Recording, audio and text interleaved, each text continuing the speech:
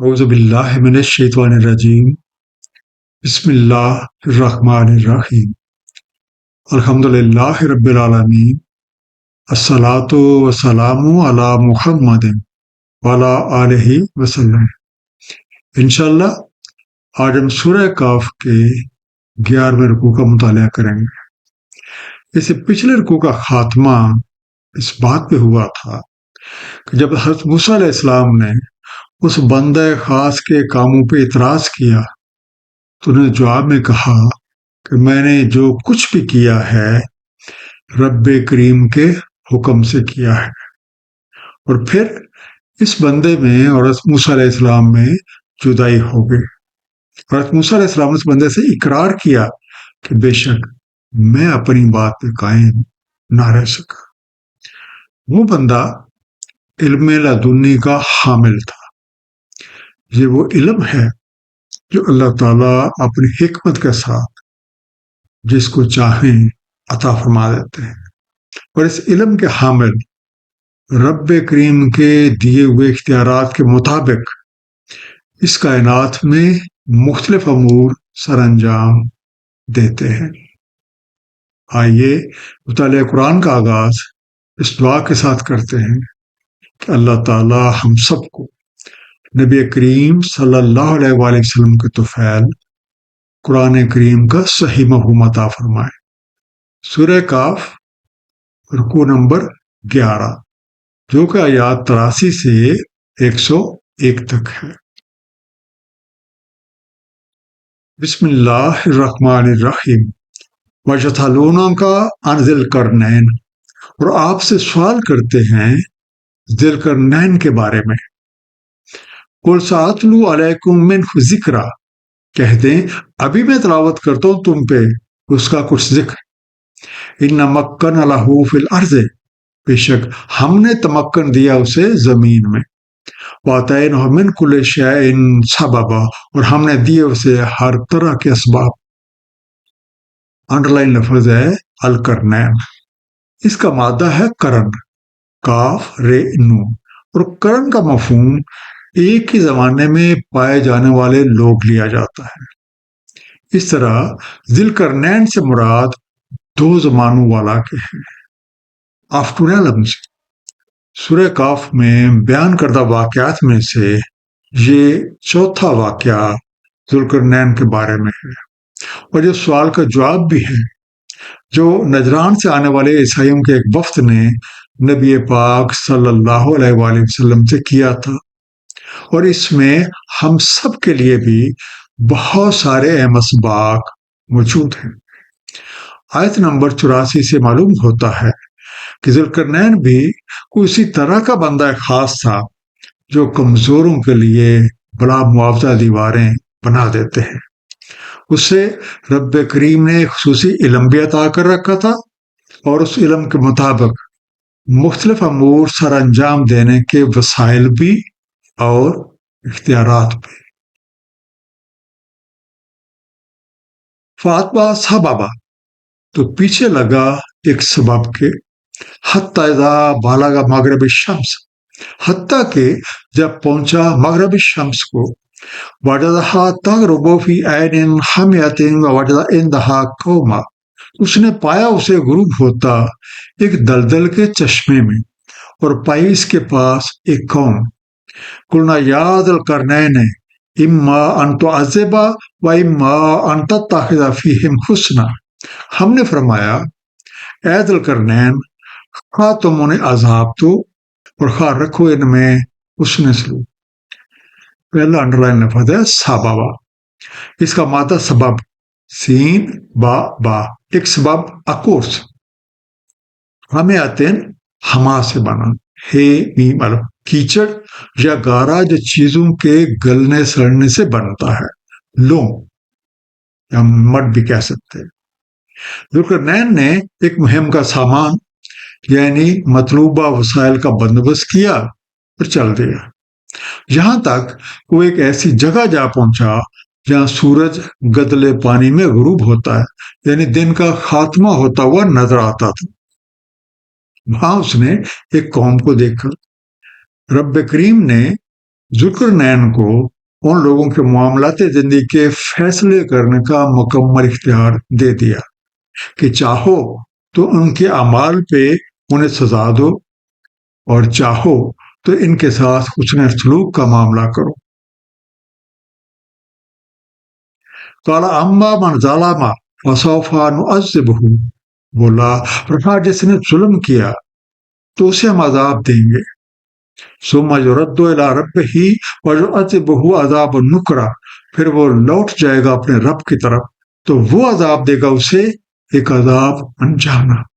वअम्मा मन आमना वअमिल सालिहन फलहु जज़ाअनिल हुस्ना, और हाँ जो कोई ईमान लाया और अमल किए साले तो उसके लिए एहसन जजा है। वसनकुलु लहू मिन अमरिना युसरा, और हम कौल देंगे उसको अपने मामला में आसानी का। हर तरह के इख्तियारात दिए जाने के बावजूद जुल्करनैन ने कानून खुदाबंदी के मुताबिक फैसले करने के अज़म को दोहराया और कहा कि जुल्म करने वालों को उनके अमाल के मुताबिक सजा दी जाएगी और जब जिंदगी के अगले मरहले में वो अपने रब की तरफ लौटेंगे तो वो उन्हें अपने तरीके से अजाब देगा। और जहां तक उन लोगों का ताल्लुक है जो ईमान लाए और अमाले साले अंजाम देते रहे तो उन्हें उनके कामों की एहसन जजा दी जाएगी और इनसे अहकामात की बजावरी के सिलसिले में भी नरमी से काम लिया जाएगा। सुम्मात बहा सबबा, फिर पीछे लगा एक सबब के। हत्ता इज़ा बलगा मतल शम्स वजदहा ततलो अला कौमिन, यहां तक कि जब पहुंचा मतल शम्स को, पाया उसको तुलू होता है कौम पे। लम नजअल लहुम मिन दूनिहा सितरा, नहीं बनाया हमने उसके लिए उनके इधर कोई आउट। कज़ालिक वक़द अहतना बिमा लदैहि खुबरा, इसी तरह और तहकीक हमने आता कर रखा है जो कुछ भी थी उसके पास खबर। सितरा सतर से बना, सीन तेरे छुपने की जगह, हाइडिंग। पहली मुहिम के बाद जुल्करनैन ने दूसरी तरफ का रुख किया, यहां तक कि वो एक ऐसी जगह जा पहुंचा जहां से सूरज तुलू होता है, यानी दिन की शुरुआत होती नजर आती है। उसने देखा कि वहां पे मौजूद लोगों के लिए सूरज से बचने के लिए कोई आड़ नहीं है। जुल्करनैन हकीकत शनास था, उसके पास मौजूद इल्म रब करीम की खास मेहरबानी से अता हुआ था। वो ये जान गया कि इन लोगों के लिए दिन का ये आगाज किस वजह से है। सुम्मा अतबा साबबा, फिर पीछे लगा एक सबब के। हत्ता इज़ा बलगा बैन सद्दैन वजदा मिन दूनहिमा कौमा, हत्ता कि जब जा पहुंचा दो सरहदों के बीच, पाया उनके इस तरफ एक कौम को। ला यकदूना यफकहूना कौला, ना लगता था कि वो समझेंगे कोई बात। अंडरलाइन लफ्ज है सद्दैन, एक प्लूरल है सदत का। सीन दाल, दाल से बना दो आर, टू बॉर्डर्स या हम कह सकते हैं टू लेमर्स। दूसरी मुहिम के बाद जुल्करनैन एक और मुहिम पे चल दिया, यहां तक वो एक ऐसी जगह जा पहुंचा जो दो सरहदों के दरमियान। वहां एक ऐसी कौम आबाद थी जो मुश्किल से ही कोई बात समझती थी। कालू यादल करनैन इन्ना याजूजा व माजूजा मुफ्सिदून फिल अर्द, उन्होंने कहा ऐ जुल्करनैन, बेशक याजूज व माजूज फसाद मचाते हैं जमीन में।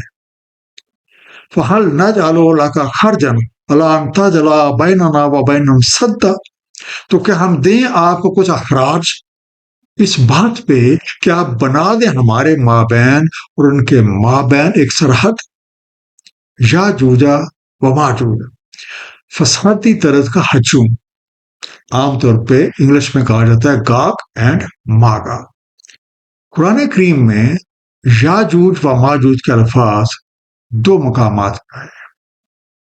ये पहला मकाम है यानी सूरह काफ की जेर मुतालिया आयत, जिसके मुताबिक एक कौम एक साहिब इख्तियार बंदे से फरियाद कर रही है کہ یاجوج و ماجوج ان کی زمین میں فساد مچاتے ہیں. انہیں ان کی یورس سے بچانے کے لیے ایک حفاظتی میکانزم کی ضرورت ہے. دوسری بار یہ الفاظ سورہ انبیاء کی آیت نمبر 96 میں آئے ہیں. ان دونوں آیات پہ تفکر ہماری یہ رہنمائی کرتا ہے کہ یاجوج و ماجوج جارحانہ انداز میں توسیع پندانہ سوچ کی عکاسی ہے. یہ سوچ انفرادی بھی ہو سکتی ہے اور اجتماعی یا قومی بھی. اس سوچ کے حامل اپنی استعماریت قائم رکھنے کے لیے دوسروں پہ چڑھ دوڑتے ہیں. اب وہاں کے رہنے والے لوگوں نے ذوالقرنین سے درخواست کی کہ وہ یاجوج و ماجوج کی فتنہ انگیزیوں سے تنگ آ چکے ہیں. تو کیا ایسا ممکن ہے کہ وہ ان کی حفاظت کی خاطر کوئی ایسا بند باندھ دیں یا کوئی ایسا انتظام کر دیں کہ وہ ان سے محفوظ رہ سکیں؟ اور اس کام کے لیے اگر ذوالقرنین چاہیں تو وہ لوگ اس رکاوٹ کی تعمیر پہ اٹھنے والے اخراجات کے لیے خراج کا بندوبست کر سکتے ہیں. قال ما مکنی فیہ ربی خیر، کہا جو تمکن دی ہے مجھے اس میں میرے رب نے بہتر ہے. فاعینونی بقوۃ اجعل بینکم و بینہم ردما، تو اعانت کرو میری قوت سے، میں بنا دوں تمہارے اور ان کے مابین ایک بند. ہاتونی زبر الحدید، لا دو مجھے تختے لوہے کے. حتی اذا صحابی بین صدفین کا لنفق، حتیٰ کہ جب مساوی کر دیا بیچ دو پھانکوں کے، کہا دھنکو. حتی اذا جعلہ نارن قال آتونی افرغ علیہ قطرہ، حتیٰ کہ جب کر دیا اسے آگ، کہا لاؤ میرے پاس میں انڈیل دوں اس پہ تانبا پگھلا ہوا. انڈر لائن لفظ ہے ردمان، ردم سے بنا، رے دال میم، موٹی دیوار یا کوئی بند جو دو چیزوں کے درمیان ایک روک کا کام کرے. ابیر اور بلاک.